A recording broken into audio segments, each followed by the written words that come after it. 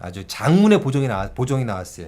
나홀로 회생하시는 분들이 무시무시한 장문의 그런 보정을 보면은 겁나가지고 시킨다 할 텐데, 변제금을 올리기 전에, 청산가치에 반영하기 전에 반드시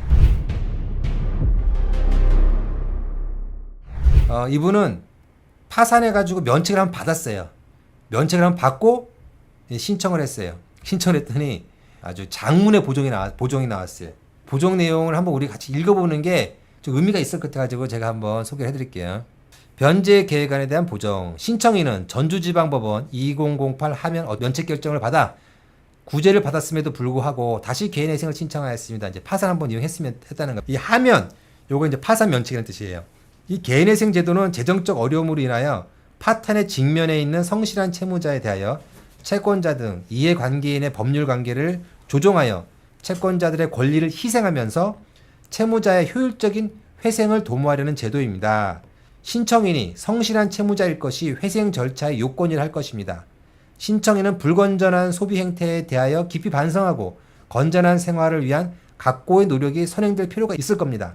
신청인은 이미 법원으로부터 한 차례 구제를 받았음에도 불구하고 다시 이 사건을 제출하여 개인회생 제도를 악용하는 채무자로 보이는 점, 신청인은 채권자 목록 1번 채권자 어디로부터 2019년 3월 5천만 원의 채무를 제외하고도 최근 1년 이내의 채무액이 총 채무액의 70% 이상인 1억 900만 원으로 이는 채무자 회생 및 파산에 관한 법률 제595조 제7호 성실하지 아니한 채무자에 해당하는 점, 채권자 목록 12번 채권자 모모로부터 2022년 8월 25일자로 1,470만 원의 대출 거래 계약 체결 후에 불과 7개월 만에 개인회생을 신청하는 것은 개인회생 제도의 취지에 반하는 행동이며, 한마디로 말해서 면책을 받았어요.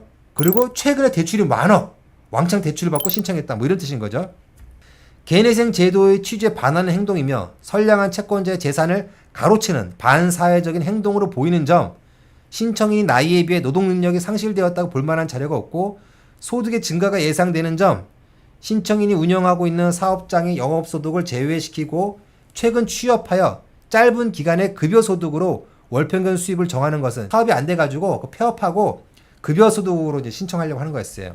월평균 수입을 정하는 것은 채권자 일반의 이익에 적합하지 않고 정기적으로 확실한 수입을 하기 어려운 점, 신청인이 회생 절차에 임하고 있는 동안에는 본인도 그 고통을 감수함이 일반적인 도리이고 채권자들만 권리의 상당 부분을 희생하게 하는 것은 개인회생 취지에 맞지 않는 점, 신청인에게는 여전히 장래 이자 채무 면책 및 분할의 이익이라는 큰 이익이 있으며 이는 반대로 해당 채권자의 동해 같은 금액 상당의 손해를 전제하는 점, 그러니까 채무자에게 이익이 되는 만큼 채권자에게는 손해가 된다는 점, 채권자 누구로부터 2019년 5천만 원의 채무를 제외하고도 최근 1년 이내의 채무액이 총 채무액이 70% 이상인 1억 원으로 신청인의 나이, 소득, 원금 변제율 등에 비춰볼 때 채무자가 제출한 변제 계획안에 따른 개인회생 절차의 개시는 변제율이 너무 저조하여, 요때 우리가 신청했을 때 변제율이 한 7% 정도 신청했어요. 7%.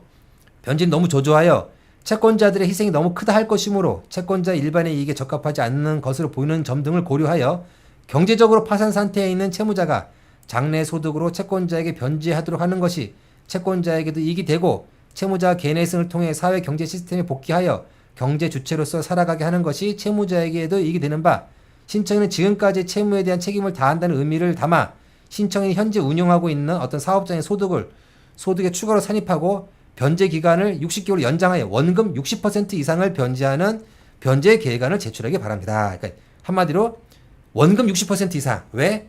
최근 채무 많고 파산 한번 이용했고 뭐 그렇다는 걸 원금 60% 이상. 신청할 때는 7%로 신청했어요. 어떻게 보정서를 제출했냐? 보정 권고에 따라 현재 운영하고 있는 어디의 수입을 재산정하고 월평균 소득을 추가로 산입하여 월평균 가요소득을 수정하였습니다. 소득을 좀 올렸다는 뜻이에요.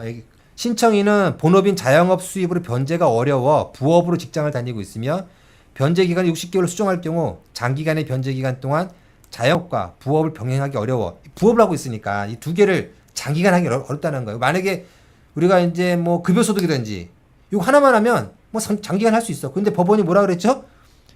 지금 사업장 소득도 하라는 거야. 그 사업도 운영하라는 거야. 그러니까 우리는 어떻게 해? 좋아, 운영할게.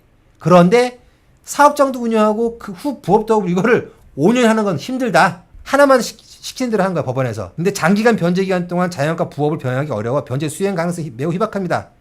또한 최근 1년에 대출 및 카드로는 5,500만 원의 사용처가 66% 이상이 기존 채무 상환한 적. 허투루 쓴 게 아니에요. 최근 채무 돌려받기 한 거지 내가 허투루 쓴 게 아니다라는 거예요. 그래서 변제 획수를 60회로 늘리지 않고 개인회생 절차를 진행할 수 있도록 선처 부탁드립니다. 라고 해가지고 요것도 바로 게시가 나왔어요. 아마 이제 나홀로 회생하시는 분들이 아까 그런 무시무시한 장문의 그런 보증을 보면은 보증 공고를 보면은 겁나가지고 시킨다 할 텐데 변제금을 올리기 전에 청산가치에 반영하기 전에 반드시 그 해방클럽 카페에 저한테 한번 물어보세요. 이거 올려도 되냐?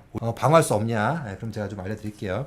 전주지방법원 사례인데 법원에서는 원금 60% 이상을 요구했잖아요. 근데 63만 원씩 3년 변제한 걸로 해결됐습니다. 변제율은 원금의 14%를 했으니까는 잘 방어를 한 거죠. 네.